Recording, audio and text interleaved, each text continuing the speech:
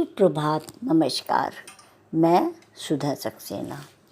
आज भौतिक सुख सुविधाओं के मध्य हम सब सुखपूर्वक जीवन बिता रहे हैं, किंतु अगर गौर करें तो आज भी शांति के लिए हम सब भटक रहे हैं।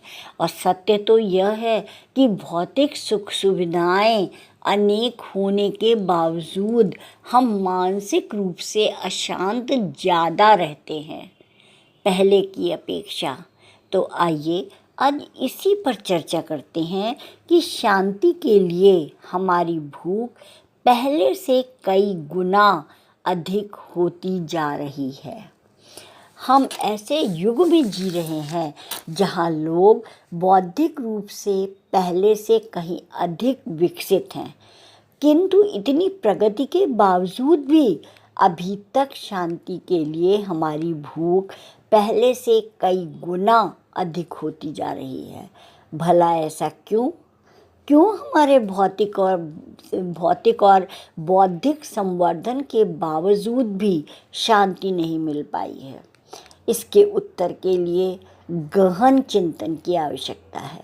वास्तव में जिस शांति की खोज में हम दर दर भटकते हैं वह हमारी मूल प्रकृति है, जिसे हम अज्ञानतावश भूल गए हैं। जब हम हमारी मूल सकारात्मक ऊर्जा खो देते हैं तब नकारात्मकता धीरे से हमारे मन के अंदर प्रवेश कर लेती है और फिर हमारे कर्मों में उसका प्रभाव दिखना शुरू हो जाता है। परिणाम स्वरूप हमें अत्यंत दुख की अनुभूति होने लगती है। जो ही हमें दुख की प्राप्ति होनी शुरू होती है, हम उससे निजात पाने के प्रयासों में लग जाते हैं। शांति प्राप्त करने की हमारी इस जद्दोजहद में हम और आक्रामक बन जाते हैं, किंतु हम भूल जाते हैं कि शांति प्राप्त करने के हमारे प्रयास कुछ मानवीय बाधाओं द्वारा सीमित हैं, जिसमें पहली बाधा मानव शरीर की है। हम ना तो अपने पिछले जन्म के बारे में कुछ जानते हैं और ना ही भविष्य के बारे में जानते हैं। यदि हम कुछ जानते हैं तो वह केवल और केवल हमारा वर्तमान जन्म है, और इसीलिए वर्तमान में स्वयं को अनुशासित करने के लिए बनाए गए कर्म के वैश्विक कानूनों के निहितार्थ को हम समझ नहीं पाते और अयथार्थ कर्म करते तथा स्वयं व अन्य को दुख देते चले जाते हैं।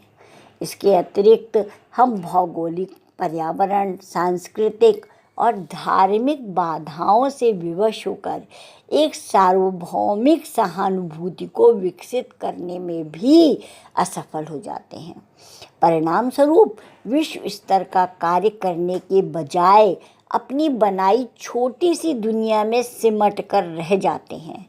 हमें समझना होगा कि शांति एक सामूहिक भावना है, और इसीलिए जब तक हम स्वयं के साथ साथ समाज एवं पर्यावरण में शांति स्थापित करने के कदम नहीं उठाएंगे, तब तक सार्वभौमिक शांति बनाए रखने के हमारे सारे मंसूबे असफल सिद्ध होंगे।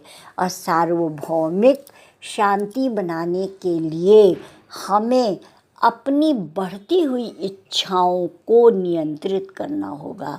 आवश्यकताओं की पूर्ति के साथ हमें दूसरों के सुख का ध्यान रखना होगा, सामंजस्य रखना होगा, दया, प्रेम, सहानुभूति की भावना को बढ़ाना होगा, अपने में उसको उजागर करना होगा, और उसके साथ साथ हमें धैर्य रखना होगा, धैर्य का परीक्षण करना होगा, क्योंकि धैर्य अगर हमारे में आ गया तो तभी हम अन्य गुणों को विकसित कर सकते हैं और शांति प्राप्त कर सकते हैं।